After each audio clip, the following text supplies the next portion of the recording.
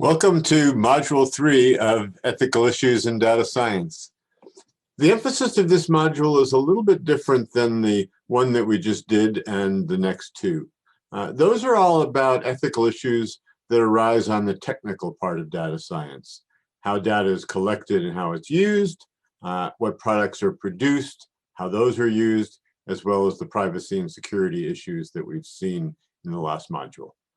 This module is partly about technical issues as well, but it's also at least as much about the ethics of being a data science professional overall, including the ethics that take place in the workplace.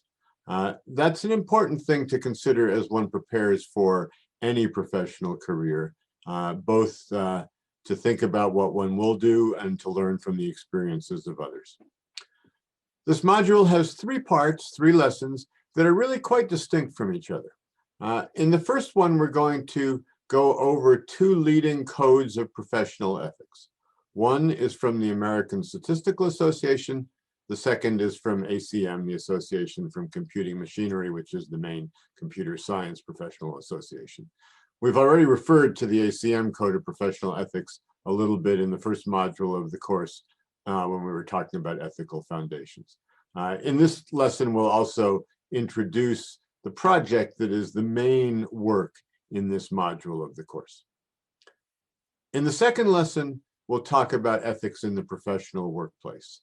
That'll be based on reading a good number of articles about experiences that people have had. Largely, these come from large Silicon Valley tech companies because there tends to be a lot written about companies like that. Hopefully, they're indicative of the data science world more broadly than just those companies. And then in the third lesson of this course, we will concentrate on the project. So you'll be spending time working on that project. I'll introduce it, by the way, in this lesson in just a few minutes. And also in that lesson, while I don't have the ability in real time to talk about your projects, I will summarize some interesting insights from projects in previous classes so that you get to benefit from what other people have learned as they've done the project as well. First, as always, I need to discuss the virtual backgrounds. I don't know how many of you identified the last one, the castle that we purposely chose for the security module. It's the castle in Heidelberg, Germany, called Schloss in German. Heidelberg is a town that many of you may have heard of. It's in the southeast part of Germany, about an hour south of Frankfurt. I could digress on this castle for a long time, and I'll try to keep it short. It's quite a historic structure. Construction on it began over 800 years ago, and it's considered one of the most famous Renaissance structures in Northern Europe. It was destroyed in parts by both wars and fires on a number of occasions. As you can see, it looks like it's in ruins, although parts of it have been rebuilt, and so there's actually usable parts of it as well. One of the reasons that I'm quite familiar with this structure and with Heidelberg is that's where my maternal grandmother comes from, and her husband, my maternal grandfather, comes from Mannheim, which is a bigger city just a few miles away. My mother grew up mainly in Mannheim and partly in Heidelberg. Heidelberg is a beautiful town. The castle sits overlooking the Neckar River, which then flows into the Rhine River at Mannheim. So much for today's European history lesson. Today's background, as you can see, is in a quite different part of the world. I doubt there's a way to pick out exactly where it is, but you can at least guess in a discussion group what country you think it's in, and I'll come back to that at the start of the next lesson. I do have to confess about these virtual backgrounds that although I'm trying to move around between different parts of the world, that they will only cover three continents: Asia, Europe, and North America, because although I've traveled a huge amount in my life, I've only traveled on those three continents. I'll try to rectify that in the coming years, but that's what you'll get to see for now. I'll start the substance of this lesson by introducing the interview project that I referred to a few moments ago. The students taking this course for credit will want to start on this right away to stay on schedule. because this project requires finding a person to interview and then a time that works for you to talk to that person. I've included this project previously in a related residential course that I've taught, and my experience was that for many students, this was the most valuable experience of the course. So I hope you all find it valuable as well. The assignment is described in the course materials, and I think the description is pretty straightforward. What I'm going to do is have the key parts of it go up on the screen now and summarize them. So what I'm asking you to do is interview a person who's had at least 3 years experience as some sort of a computing professional. It wouldn't necessarily have to be data science, but something that's relevant to data science. You can do this whatever way works, in person, by phone, by video conference, whatever is good for you. What that interview is supposed to cover is the following, and this is what's up on the screen. To discuss that person's professional experience with ethics issues in their professional career, both regarding technical issues and professional or workplace issues. These can be issues that they personally experienced. That's certainly where you should start. And if they want, they can be issues that they didn't personally experience but heard about in their workplace as well. What I'd like you to do in the interview in particular is have the person pick 2 or 3 that they think are most memorable and discuss 2 things for each. 1, do they think the issue was handled well or not? And secondly, were there issues or situations that made it difficult to take what they felt would have been the more ethical path? Those are the main parts of the interview, but if there are other things that come up, you're certainly welcome to bring them in as well. When you're finished with the interview, what I'm asking you to do is write a 3 to 5 page report. The outline of that report is detailed in the assignment. And then post that report in the discussion board, and in turn, evaluate at least 3 other reports from your classmates. In fact, the value in this project is probably going to be at least as much in reading about the experiences that other people report as in doing your own interview and writing up your own. And so I hope you find both aspects of that very interesting. I'm going to then, in the 3rd lesson of this module, highlight some interesting things that have come out of these reports in previous versions of this course. And a final thing I should emphasize is that in all cases, when I highlight things, I will keep both the names of the people who provided it and the names of the companies or any names that are associated with this anonymous. You don't need to include names of the person you interview or their companies in the report. You can if you think that's better. That's totally up to you. A final thing I should mention in conjunction with this assignment is that for some of you, finding a person to interview may be a challenge. And to be honest, that's part of the point of the assignment. One thing that you will definitely experience in your professional careers, if you haven't already, is the importance of networking. And so activities like this that require you to do a little good networking are actually quite useful. There's no constraints at all on who you can interview. Well, there's one. You can't interview yourself. But other than that, you can interview a friend of a friend, a family member, a person recommended by a family member. For that matter, if you know a classmate here, or if a classmate volunteers on a discussion board to say, hey, I'd be a good person to interview, that's fine as well. If you do have further questions about the assignment, you're always welcome to reach out to the course facilitator to ask. Now we're going to turn to discussing codes of professional ethics. Virtually all professions have codes like this, whether it's medicine, law, engineering, journalism, you name it. They can go by slightly different names. They're sometimes called codes of ethics. They're sometimes called codes of conduct, but they all have the same sorts of elements to them. Many of these, most of them, I suspect, are established by professional societies. For instance, the ones I just mentioned in the United States, at least, would be established by the American Medical Association, the American Bar Association, the Society of Professional Journalists, and so on.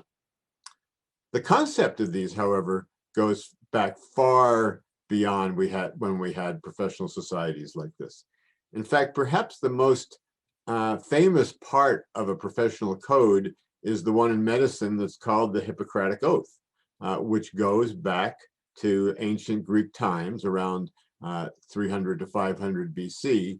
The name Hippocratic Oath is attached to the Greek physician Hippocrates, who lived at about that time, although from the limited reading I did, it's not believed that he was actually the person who established that code.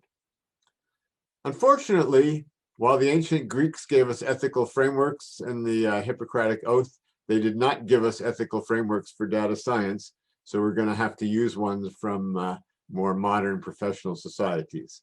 As I said, we're going to look at codes from the main statistics society and the main computing society, the American Statistical Association and ACM.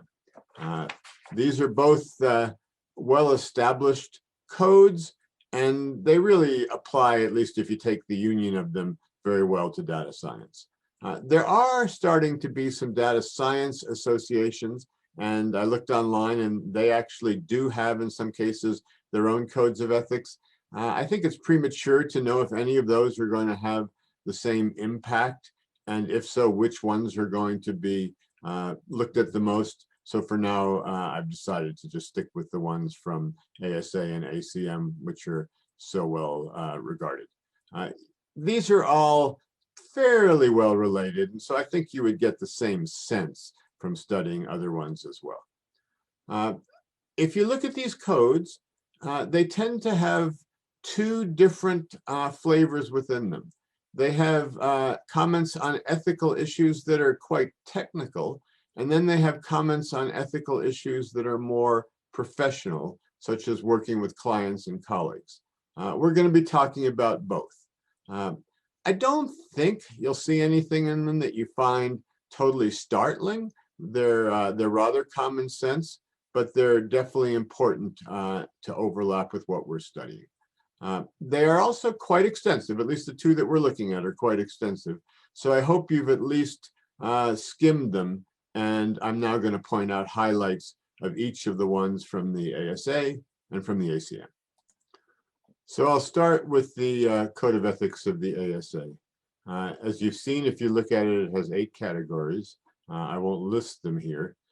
It's interesting, each of the categories actually tends to have a mix of technical and broader professional topics within it.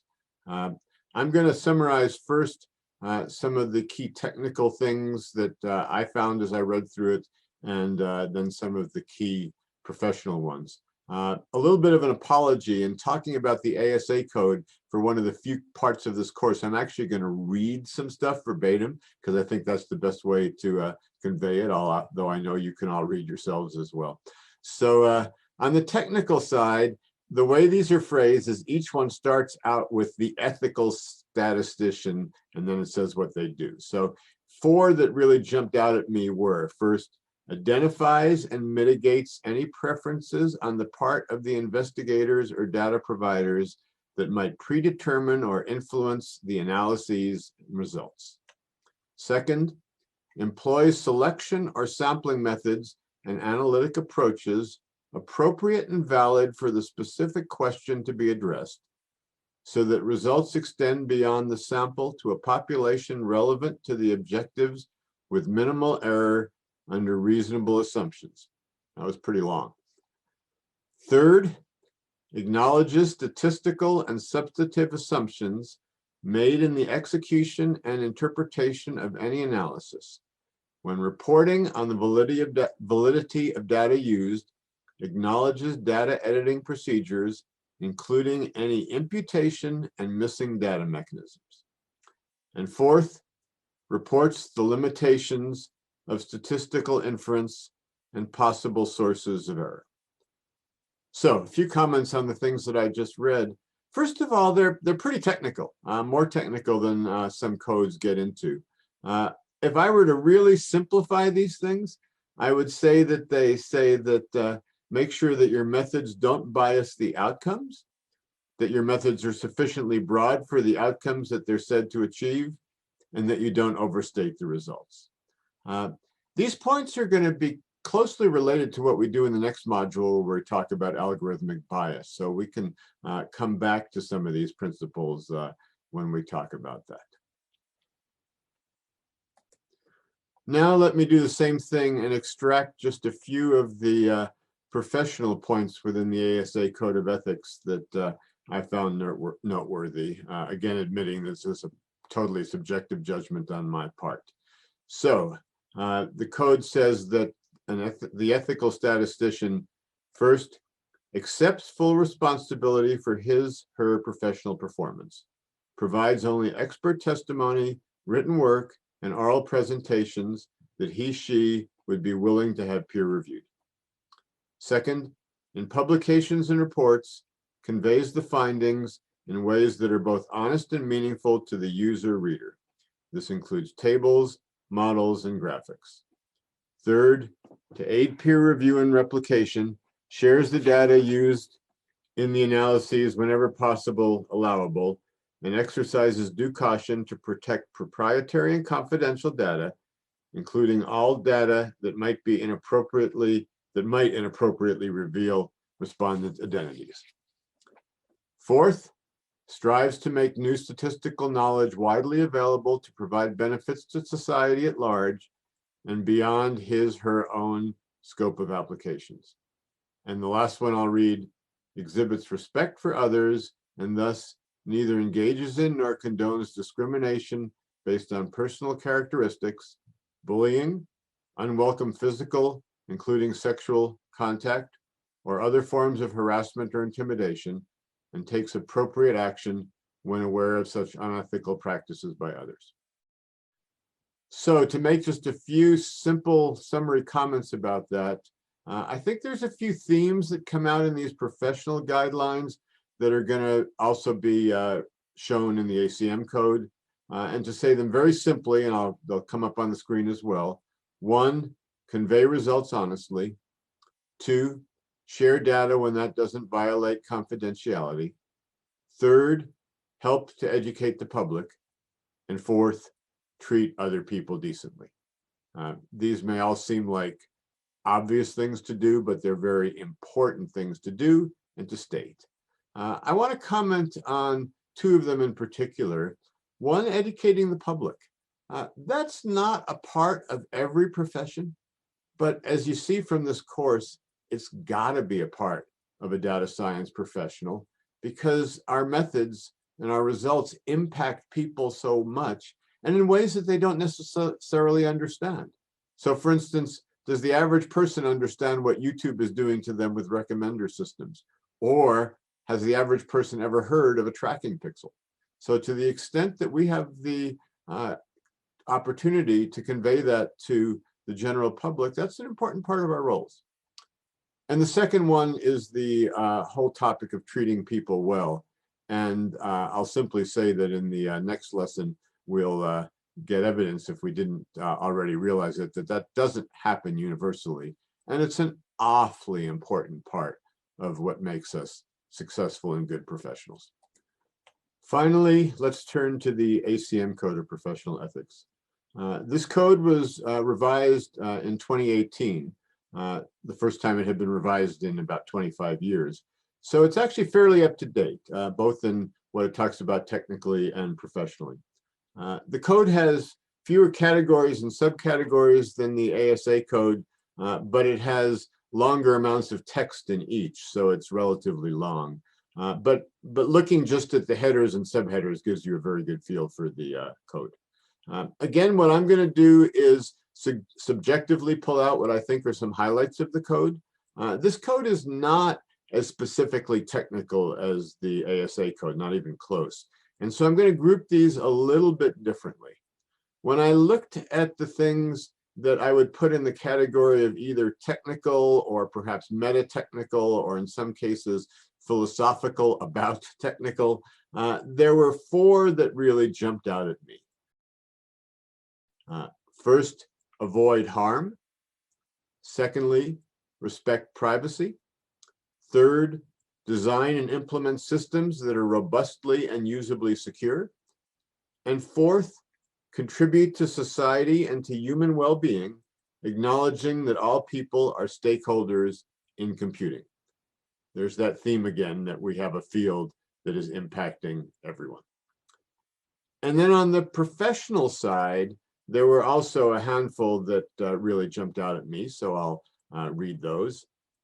First, be fair and take action not to discriminate. Second, perform work only in areas of competence.